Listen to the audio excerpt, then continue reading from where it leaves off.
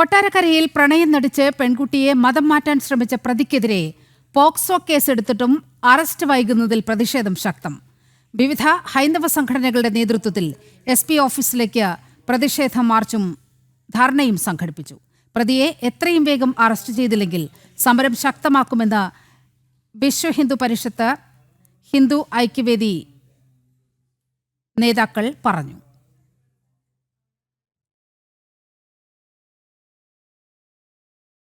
കോതമംഗലത്തെ love ജിഹാദ് കേസിലെ പ്രതി റമീസിന്റെ മാതാപിതാക്കൾ കസ്റ്റഡിയിൽ. ഒളിവിൽ കഴിയവേ തമിഴ്നാട്ടിലെ സേലത്ത് നിന്നാണ് പ്രത്യേക അന്വേഷണ സംഘം ഇവരെ പിടികൂടിയത്. ഇവരെ കോതമംഗലത്തെ എത്തിച്ച് അറസ്റ്റ് രേഖപ്പെടുത്തും. കോതമംഗലത്ത് സോന എൽദോസ് എന്ന 23-കാരി ആത്മഹത്യ ചെയ്ത കേസിലെ പ്രതി ആലുവ സ്വദേശി റമീസിന്റെ മാതാപിതാക്കളായ റഹീമും ഷെരീഫയുമാണ് പിടിയിലായത്. ഒളിവിൽ കഴിയവേ തമിഴ്നാട്ടിലെ സേലത്ത് നിന്ന് പ്രത്യേക അന്വേഷണ സംഘം രാവിലെ ഇവരെ കസ്റ്റഡിയിലെടുക്കുകയായിരുന്നു.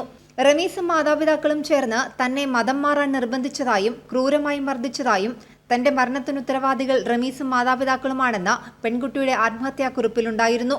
കോതമംഗലം പോലീസ് അറസ്റ്റ് ചെയ്ത റമീസ് റിമാൻഡിലാണ്. റമീസിനായി പോലീസ് കസ്റ്റഡി അപേക്ഷ നൽകിയിട്ടുണ്ട്. കേസിലെ 2ഉം 3ഉം പ്രതികളാണ് റഹീമും ഷെരീഫയും.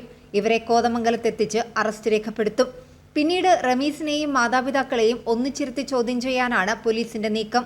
ആൺസുഹൃത്ത് റമീസും മാതാപിതാക്കളും ചേർന്ന് മതം മാറ്റത്തിന് നിർബന്ധിക്കുകയും മർദ്ദിക്കുകയും ചെയ്തതിൽ മനംനൊന്ത് ഈ മാസം 9-നാണ് പെൺകുട്ടി ആത്മഹത്യ ചെയ്തത്. ജനം, കൊച്ചി.